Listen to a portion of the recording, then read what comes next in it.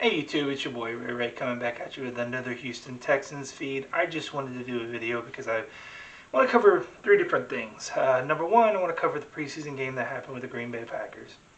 Number two, I want to cover the situations going on with Deshaun Watson, of course. And number three, something that I think is going to hinder the league going forward. Okay. It's been a while since my last video. I've got a new camera, new setup. Hopefully everything's coming in good. So when I upload this, you'll be able to hear everything clearly, see everything clearly, even though it's just my beautiful face. But to get into it, the Packers game, Houston won, and I'm very pleased to see that the team is looking different. The game was well balanced, well coached, no penalties. Some players shined, some players did not. But it was backups versus backups, and, the game could have been different with the starters in. No doubt. No doubt in my mind. And again, relax. It's just preseason. Calm down. Everything's cool. I'm just simply pointing out that it was really nice to see a well-balanced team, well-coached team, very disciplined team do what they went there to do, which was win a football game. So I'm very pleased, and it has me invested to see what they can do the next preseason game. The next man up mentality, that's where you get your depth from. These preseason games are great indicators on what can go forward. So, with that said, I'm looking forward to it. A couple notable players. Charlie Heck. Wow. Where was that? Didn't see that coming. I've been very adamant that I did not like you as a pick. Holy crap. You had a hell of a game. Not only at tackle, but at guard as well. I thought I saw you in a couple plays of guard towards the end of the game. Interesting. You were able to pick up blitzes. You were able to pick up stunts. You had good technique. You had good initial line coverage. You kept your hands inside. Wow. Man, hopefully we see more of that. Man, prove me wrong, please, because that was a very welcome sight to me. Very welcome. Roy Lopez. Really like Roy Lopez, man. I think he's just a ball of energy, man. I feel like he brings intensity to the front of that line that I have not seen in quite some time. Him and Blacklock looked pretty damn decent. Blacklock didn't play nearly as much, but I mean, Roy Lopez even showed a spin move, even though he had that in his repertoire of moves. Even when he got double teamed, he stayed in the gap, which is what you're supposed to do, sit in the gap where you're double teamed at. Looked really good. Even got a sack. Even did a little salsa dancing. Very impressive. Very impressive. Chris Conley, I knew he'd probably do somewhat decent, but he was snagging out there like he was a starter. Wow. Okay. Give me some more of that. That was great. For the people I didn't think did real well, Justin McCray. Wow, man. You got beat a lot. You got thrown around a lot. You gave up a sack right down your gap between you and Toner, I think, was beside you at center at the time. You were a left guard. You need to pick that up, brother, because if not, you need to go. Just saying. It was a bad showing on your part. Gary Christian, again, he had some pretty suspect line play as well, and I'm going to get more to him here in a second, because there's something that happened to the O-line today that I think is going to be a big issue for not just the Texans, but for the NFL as a whole and even as a society. I'll get to that. David Mills, oh my God, you make me miss the Brock Osweiler throwing motion. You stare down receivers, no progression skills whatsoever. You look stiff when you throw. You don't use your hips. You threw 22 passes. You completed like 50%. It was not a great game for you, man. God, I hope you get a little better than that, man. Just because Tyrod Taylor has a history of being injured, and for some ungodly reason, I feel like we're going to see you a little bit this season. Jeff Driscoll, equally horrible, if not worse. You probably need to go back to delivering Amazon packages. That's unfortunate, man. But all in all, it was nice to see a balanced team, man. That's all I've been preaching about for years doing these Texans videos. I was really impressed in seeing it. It has me invested as a Texans fan to actually watch the next game. So, which leads me to Roderick Johnson, number 63 for the Houston Texans. He was basically third on the depth chart as far as tackles go behind Tunsil and Titus. He's played like 245 snaps from us since 2018. I've always been a big fan of Roger, even when he came out. Um, I did actually a draft video with him being on it a long time ago. He was cut or waived today. The article says because Garyon Christian beat him out, which is bullshit. But the very first thing they mention is that him, Tunsil, and Titus Howard were all on the COVID list, and he is a high risk to carry COVID because he's not vaccinated. At least when you get that high risk designation in the NFL, that's short for is not vaccinated, meaning he didn't get the jab for COVID. The man lost his job because he didn't want to get the jab. He was easily the third best tackle on this team. Hands down, it's not even close. It's a shame that in a society where a virus of unknown origins is literally hindering everything in our life. It's nonstop. This man lost his job because of it. Now you can say he didn't, and he truly did get beat out, but let's be honest, why? Come on, man. Garyon Christian's better than him.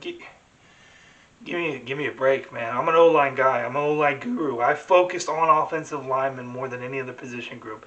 Trust me when I tell you, he is not better than fucking Roger Johnson. I'm sorry. But this is going to affect the league.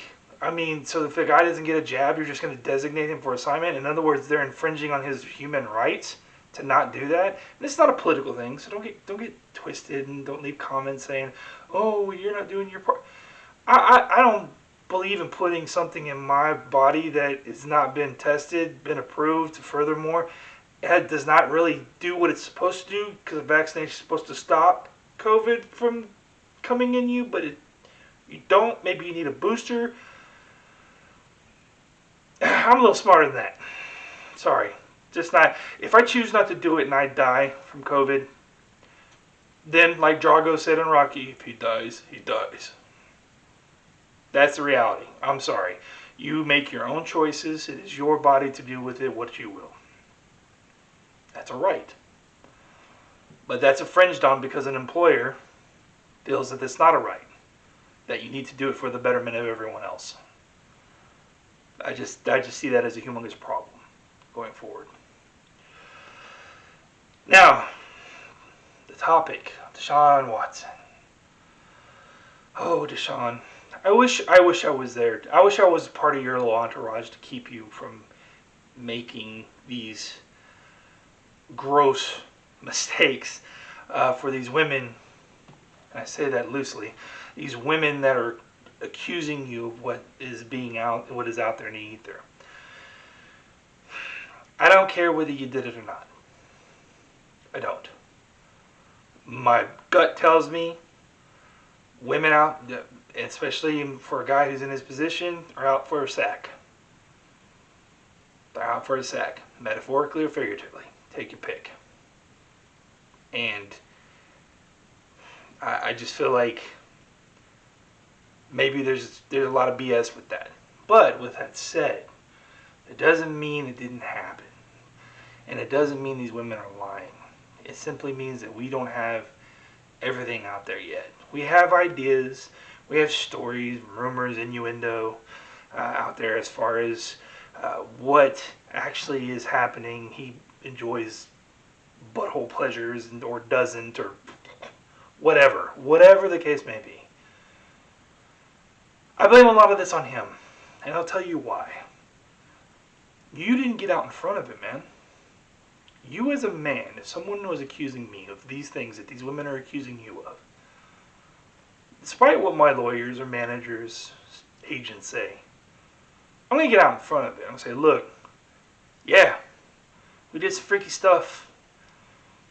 I like certain things. They were really willing to comply with it.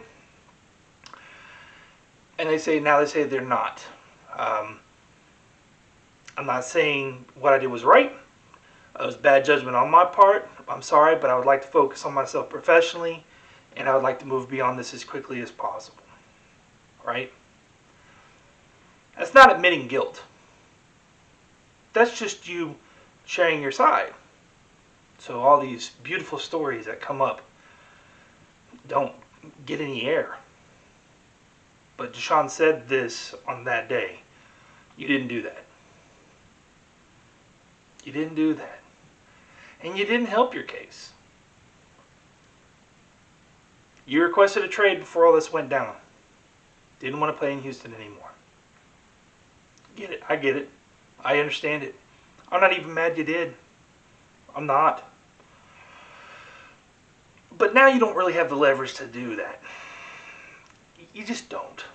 Your best thing is to just preserve what legacy you can of yourself, save your name as best as you possibly humanly can, and let the chips fall where they may. You know, actions have consequences, ladies and gentlemen, and this would be a great example to see such. And again, guilty or innocent, doesn't matter. Point is, it's out there, and you should have got ahead of it. Furthermore, as Deshaun Watson does not play, and as the FBI is now involved in this thing, along with the NFL investigations are now starting to heat up, you are looking at a gentleman that's probably not going to play football for at least a year. Even if he does stay here, highly unlikely, but let's say he does. What is there any indication that makes you believe that Deshaun Watson would be just as good if he got back a year or two from now? Furthermore, if he's not going to be that good and his back-loaded contract is going to be the amount of money he's going to get per year, and he's not even going to play for 2 of the 5 years you extended him for? Was it 5 years? I'm pretty sure it was 5 years. If not, someone will let me know. But regardless, that's really shitty business. From a franchise organization, rip the Band-Aid off. You're already losing fans. You're going to lose some more fans, whether this goes right or wrong. In other words, in short, get rid of him, get what you can for him now, because the longer you wait, the worse he depreciates in value as not only as a player, but for what you can get in return for your franchise. Simple as that. So, I would say, Sean, we appreciate it. We know you wanted to be traded out of here. We're got to trade with so-and-so. Do you accept it? Yeah, get me the fuck out of here. Okay, so be it. Done. Be done. Be done with it. That sucks because we finally get our franchise quarterback only for some bullshit like this to happen. But from a business standpoint, unfortunately, there's that side of this coin. You're losing money. Bad. Real bad right now. Furthermore, you're giving money to a guy who don't even want to be here anyways. This would be no different than this would be no different than if, for whatever reason, you went to your job, you told me you didn't want to be here no more, but you were a high value commodity to them, and they won't let you go because of reasons or because of whatever you think you deserve. I'm all for getting what you deserve, but not at the expense of everybody else. It's a hard situation. You're guilty of ignorance. Your people are guilty of it. They have put you in a position that makes you look like a fool. They put you in a position that makes you look like a bitch, to be quite frank with you.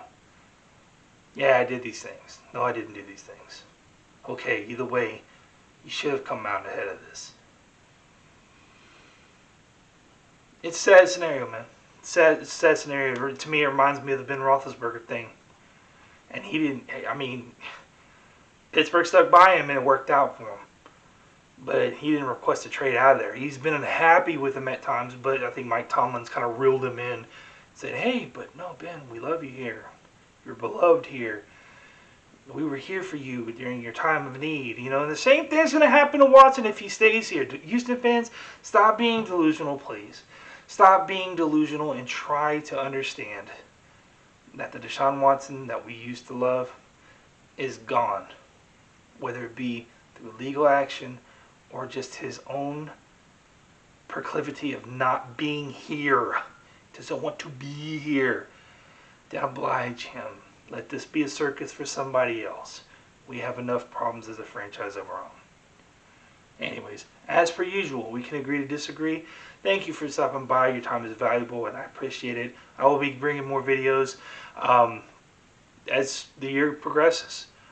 Like I said, I'm a little more invested now than I have been in quite some time. So, as per usual, hit the like button, sub, all that good junk, and see you in the next video.